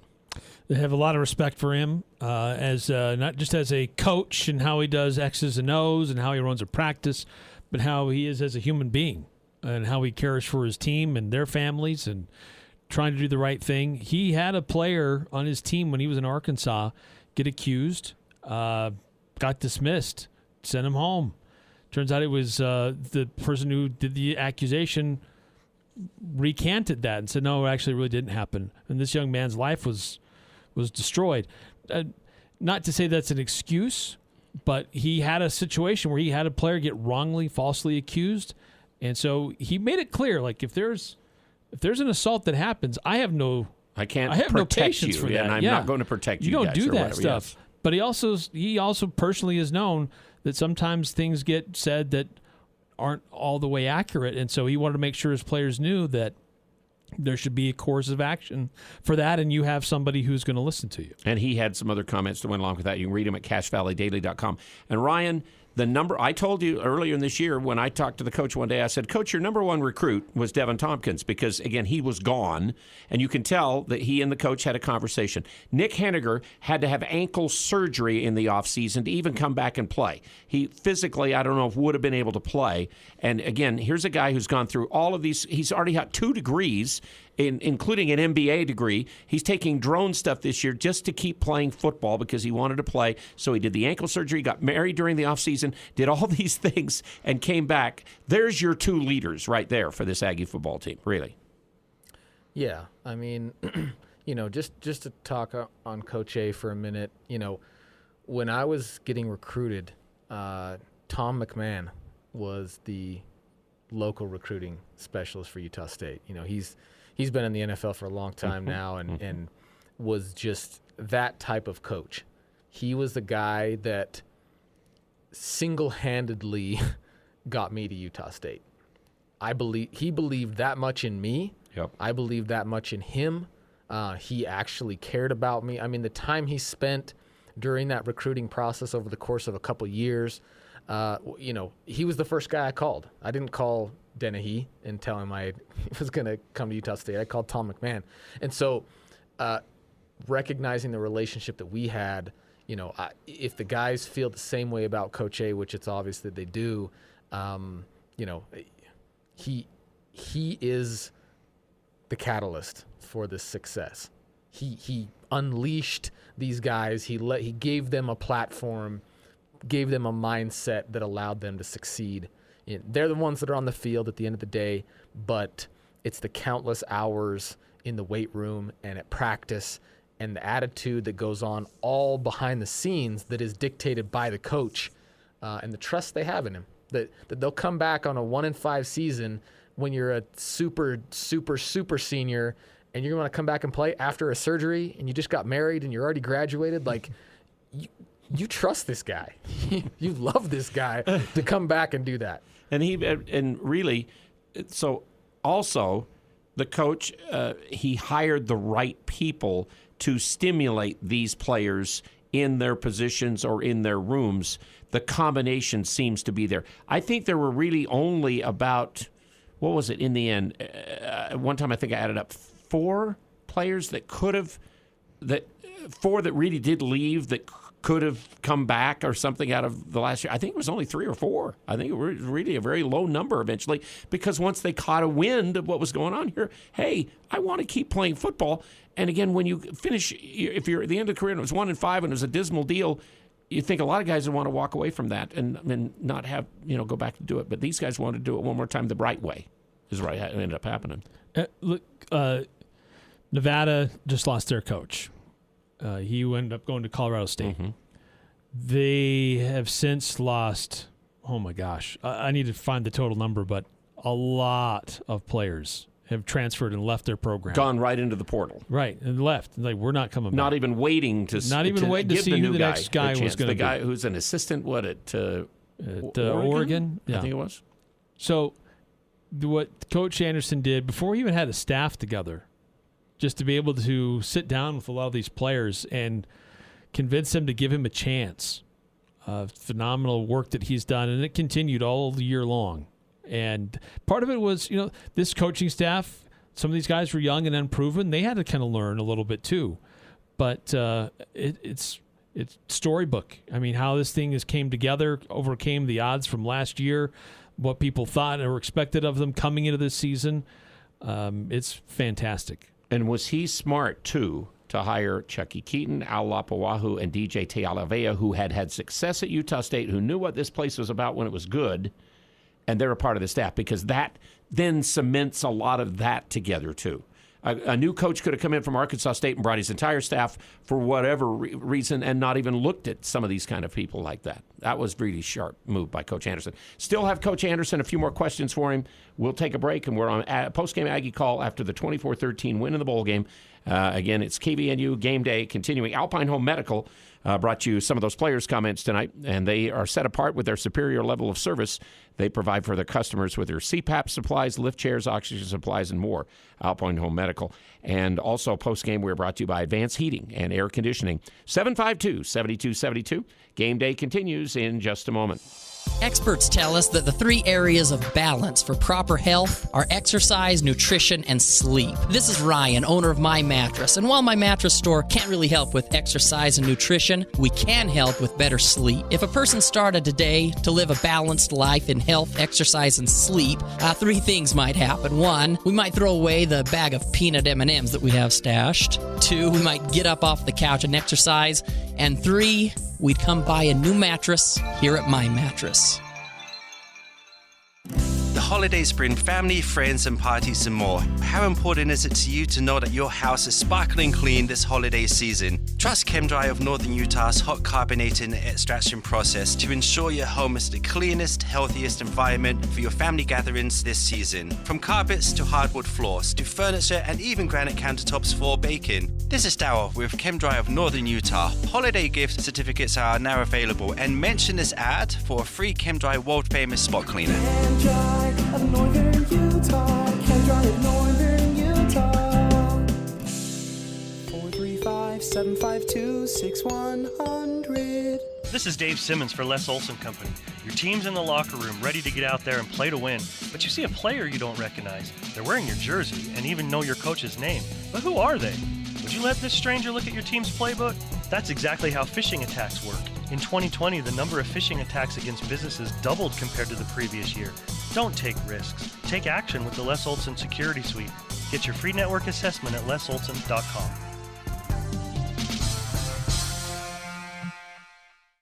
At Winco, we're working to save you money. Big savings on top quality meat, produce, seafood, and deli. Bakery fresh breads, cakes, and cookies made daily in store. Low prices on top quality national brands and thousands of our own private label. In every aisle, every department, every day. Now open in Logan at 1341 North Main Street. Happy holidays from the entire team at Ascent Aesthetics. Each Monday, Ascent Aesthetics will release amazing gift ideas and packages. These packages are only valid for 2 business weeks and can be found on Facebook. Follow Ascent Aesthetics at ascent.aesthetics. Again, these amazing packages can only be found on Facebook at ascent.aesthetics and are only good for a limited time. Give the perfect gift this year, a treatment from Ascent Aesthetics. Learn more at ascentaesthetics.com or follow on Facebook. KVNU Game Day continues with Aggie Call. More analysis about today's game and your chance to talk about it. Call 753-KVNU or 800-369-KVNU. Lewis, Eric Franson, Ryan Bohm. Appreciate John Russell coming in and doing a little basketball extra for us tonight. Aggies win the bowl game 24-13. They are 11-3 on this season, a magical, marvelous basketball season. And again, we do have now some of Coach Anderson Moore. He answered a few more questions after the players left in the press conference down in Los Angeles after the game. We're curious about Logan. How's he feeling? What exactly happened? Logan had a knee injury. It did feel somewhat stable when they tested it, but in terms of being able to plant and throw the ball effectively like he needed to without discomfort, he just couldn't do it. And it would have been careless to try to leave him out there. Not sure he could have protected himself very well, and honestly not sure he would have been very effective. Could have potentially created other problems, so we chose to hold him. And as you saw, Cooper came in and played great.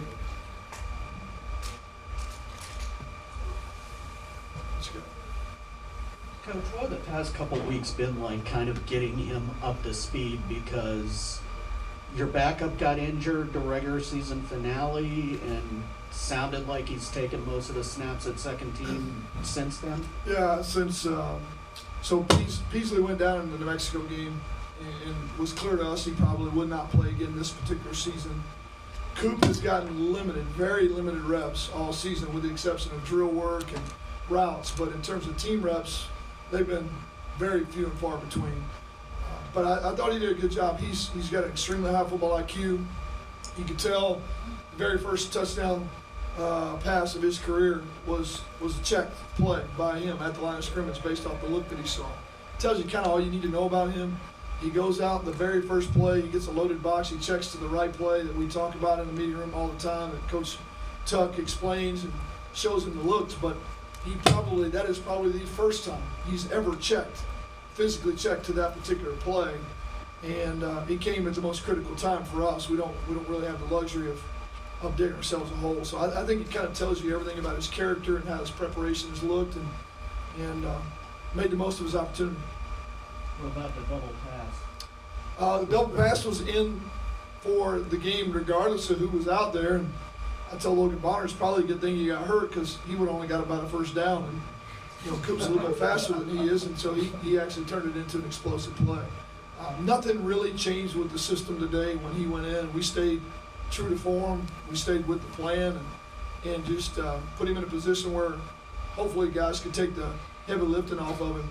But he exceeded every expectation I had of what he could do. Moved the chains with his feet, made tough throws, had poise. With the exception of the one throw that kind of got away from him that got picked, he played basically a flawless game. Coach, this offensive line and this run game has been pretty potent this year. How were you guys able to neutralize their strength? I think one of the biggest things for us is just try to get that first down and get them fatigued a little bit. It was clear that they don't really want to play fast. They're a team that likes to milk the clock, run the clock, shorten the game. And if we can get the first down, it allows us to start playing with some tempo and extend the drive. And you can see visibly that that's where the matchup started to play in our favor. That's what we're built about. We're built about making you run for 60 minutes. It's how we've won the majority of the games this season, starting with the beginning of the season against Washington State in a very similar type of situation. Bigger, longer, probably more physical football team built, but we're in better shape. And the scheme and the way we operate is built around that and designed to be that way. And this group has bought into that, and you see it play out on the field, really alive and living color. And again, today that was the case because we really just kind of got them fatigued. Coach, you come in, they're 1-5 last season, pretty rough year. Was there any particular point where you envisioned winning a conference championship, winning 11 games? Like when did that reality kind of set in with you? About halftime. How about halftime of the championship game? To be honest with you, I think we were very, and Nick mentioned it. We stayed very focused on just a one day at a time approach. I think if you set some line in the sand that we've got to reach, especially not knowing the league and really not knowing what this team is capable of, I think you're setting them up for failure. So we really, on a daily basis, took the approach to be the best we could be, and little by little we gained confidence from, big wins, road wins, difficult wins. Not sure, honestly, until maybe the last couple weeks, like, we can get this done. We actually can do this, because we did improve all season. But we never talked about it until the last week of the season, when we knew we had to go beat New Mexico. And I think our kids, they appreciated that, not having the pressure of that on their shoulders, and just allowing them to just work on being the best they could. It worked really well for this particular group. It's something that I believe helped them be free to just continue to be the best they could. Coach Anderson, covering this team kind of the whole season, it seems like week by week it's the similar storyline of you guys are the underdogs, and then you get the chip on your shoulder. I mean, it happened Colorado State, San Jose State 2 weeks ago, and every time y'all make a statement win, but it seems like people just want more. They expect y'all to go prove yourselves again. So how is this? We're out of games, man. So how is this just one final statement win? Going to this game, I told the team, and I meant it, win or lose, it's not going to change their legacy. They've done an amazing job. You don't go from 1-5 to 10-3 in the championship. You just don't do that. It just doesn't happen. But there was an opportunity to really finish strong and finish well with a Power 5 victory. We went into the week just outside the top 25. And if it's important for those guys to move up in the rankings, this is what the price to do that was. There's no way we shouldn't finish in the top 25 with an 11-3 record and 2 Power 5 wins in the conference title. And to me, that is finishing that last sentence of this group's legacy. So that's beyond gratifying for them to really acknowledge the work and the sacrifice and the selfless nature that this group has shown all season long. Again, that's the coach after the game, again, reacting. And, gosh, they've set the bar. He set the bar high in his first year, Coach Anderson has, and this team has, for sure. They will be a top 25 team. They were 26th in the rankings going in, and when teams lose in the last rankings, come out 11-3, like they said, on a run like they were at the end of the year on all that. I mean, any thoughts about what the coach had to say there, guys? Ryan first?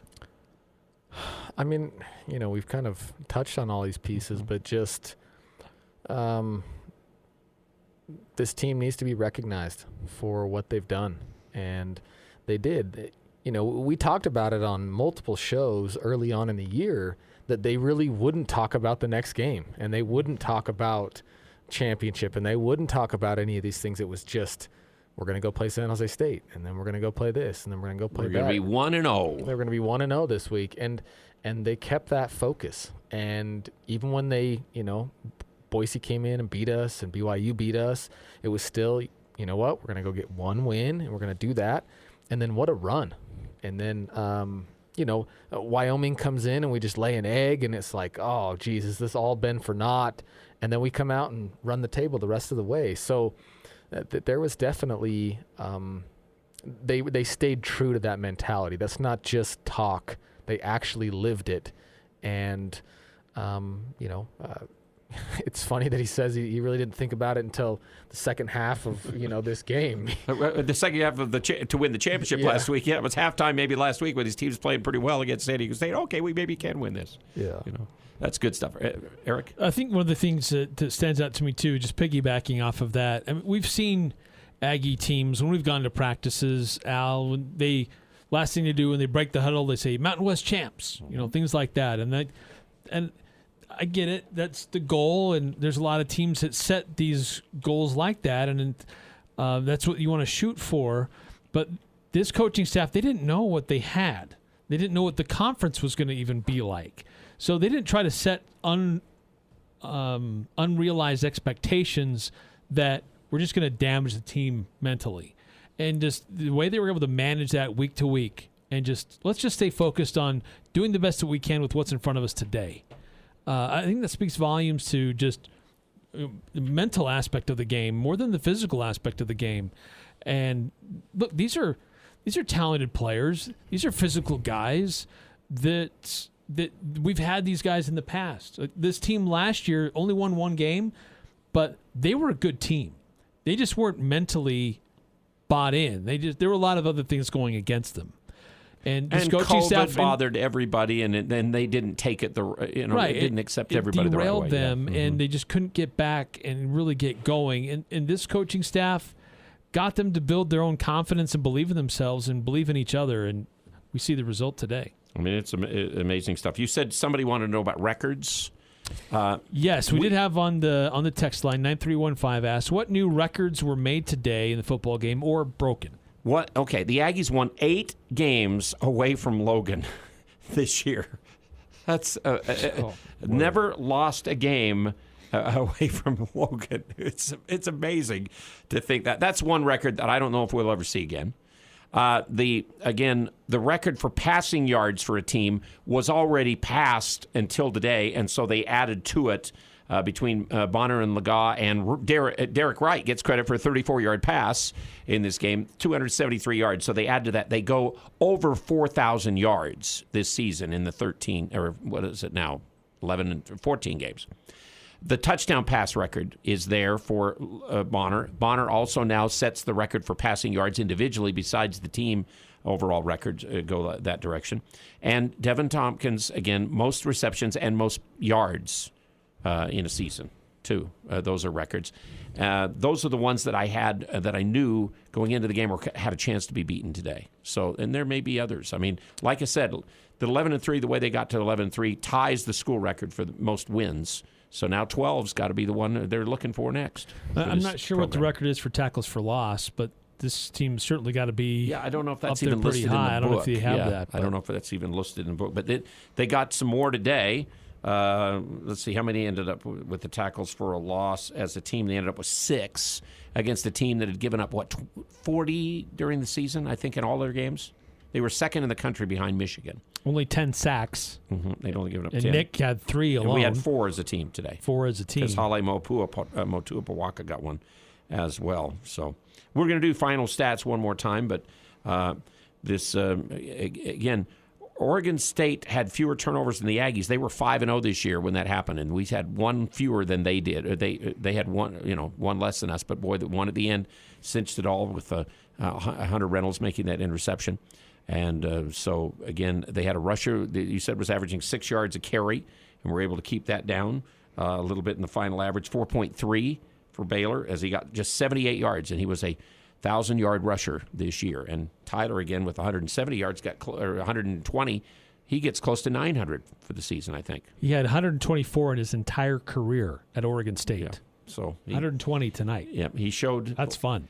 And he left there because I guess he, obviously wanted to play more because he knew this guy was ahead of him, another kid from Texas like him who was, still coming back and being a good rusher. So, all right. Anything else from Ryan? Anything else on tonight? And anything else on this season? I mean, it is hard to put in words, and it tends to be for all of us Aggie guys. We're emotional about seeing this kind of thing happen. I mean, it's amazing. Yeah, it's fantastic. It's gratifying. We've had some dark days, and then to be able to celebrate this, we need to celebrate it. We need to, everybody, empty out their piggy banks and find a way to give some more money to Coach Anderson and his staff, and we'll see what happens. Fortunately, right now, it doesn't look like there's any jobs out there that would make him want to leave, and I hope that he really loves it here, and I hope this is not a catalyst for him to leave, but something that maybe cements him here for a while, and that this culture that he's building can become the culture of Utah State and breed something better, because we deserve it. We've been grinding for a long time, and it's really fun. Oh, it's really been fun. And it would be really fun to create more of a dynasty type thing, something where we have an expectation and have these type of things in our sights. It would be nice to have us be like Boise State in the league and get that reputation going that we're going to win games like they have gone out and done with Power 5 teams, and the Aggies have done it twice this year, to have a chance to compete with them all the time and play with them and then eventually recruit with them and get going and really make this league interesting, because you might have a situation here in the next little while. I'm still thinking San Diego State, Fresno on the other side, Utah State and Boise on this side could really be interesting rivalries and matchups for this league, this conference. Sure, yeah, absolutely. That could be good. All right, again, appreciate all you do. Appreciate it, Mr. Bone, because I know this year you've been all over the country trying to join with us and be sick or whatever it turned out, and we still had a heck of a time. And and Eric, anything more for you? And then I'll let you guys take off, and I'll do the final stats after one more break. Just a text that did come through. It just says, love the double pass play back to Lagat, as well as the direct snap to Noah. Where was play calling like that during the season?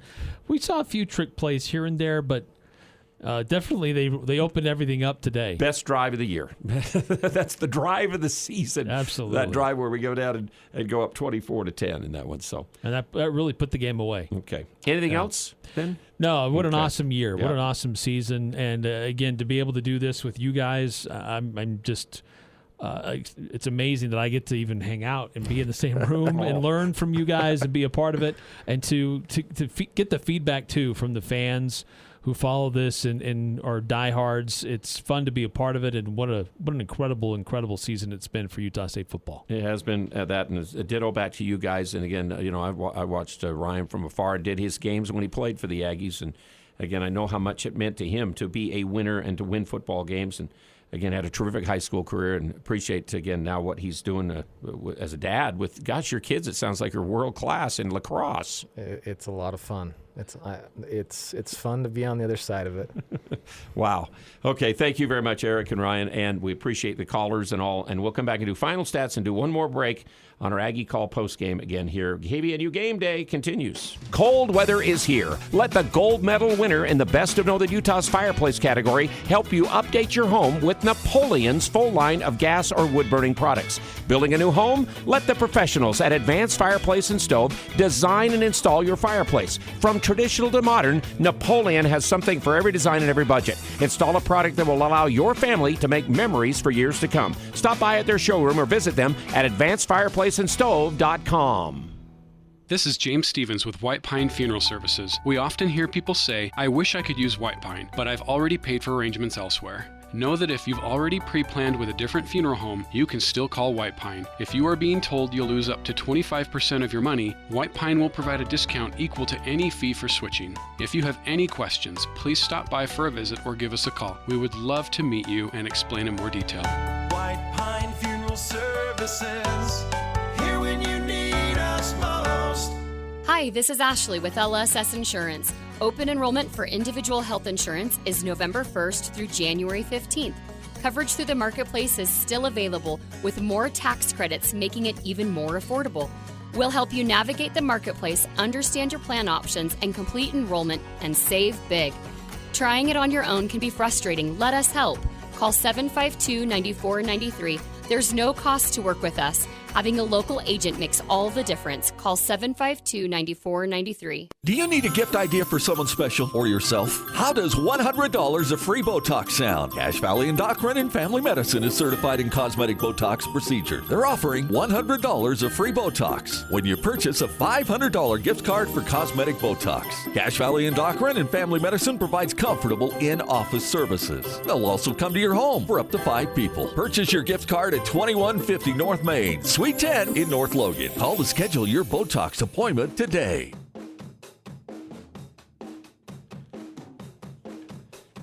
We do appreciate, again, joining with us as our bowl game coverage on our Aggie Game Day. We had the friendly employees, reputation of excellent customer service, and the huge wall of values as you enter the store. It's Winco Foods, open 24 hours every day now in Logan, locally owned and operated. And again, it's Winco Foods joining with us for a special finish, cap, whatever you want to call it, of a terrific football season. Aggies 24-13 over Oregon State. They did lose the basketball game by 19 tonight to go to 8-4, and we had Coach Odom's comments after the game from the Sanford Pentagon there in Sioux Falls, South Dakota. They ran into a really good Iowa team tonight and couldn't handle them at the end of the first half and into the second half. But our final stats on the bowl game, though, go this way, brought to you by Cache Valley Bank. Remember, they now have the Preston location to go along with North Logan, Smithfield, in front of the mall, downtown Logan, and Hiram, right around us, but all over now the state, growing and expanding. But their roots are firmly right here in the valley. Chance Nolan, the quarterback for Oregon State, was 21 of 30, 263 yards, and he threw one interception but no touchdowns in the game. Baylor carried it 18 times, 78 yards. Lowe carried it 5 for 29, and Irish scored that touchdown on the kind of the fly sweep. He had 13 yards on 2 runs. They had 152 rushing yards in the game. They averaged just 4.2, or they had a higher average, and just the one touchdown in the game. They got there early on the third play of the game. Their offense. Harrison caught 4. He's the guy who fumbled the ball, though, after he made that catch. Musgrave caught 3, and he's the guy who was stopped about 10 inches short of a first down in the game. They also had their other tight end catch 3. Let's see. Fisher, who filled in for their a good linebacker in Avery Roberts, who was hurt, had 10 tackles to lead them. Spates, another linebacker, had 6. They ended up tonight with about 4 sacks against the Aggies and 7 tackles for a loss. So that's the Oregon State side. For Utah State, Cooper Legas, 11 for 20, 171 yards, 2 scores, did have 1 interception. Cooper also carried it 7 times, eventually a -10 because of all that. But remember, he caught the 134-yard pass. It was one of the 2 explosive plays. So he was on the explosive play reception-wise, running out of the backfield, and he threw the other one, the 62-yard touchdown pass to Devin Tompkins, who was 6 for 115.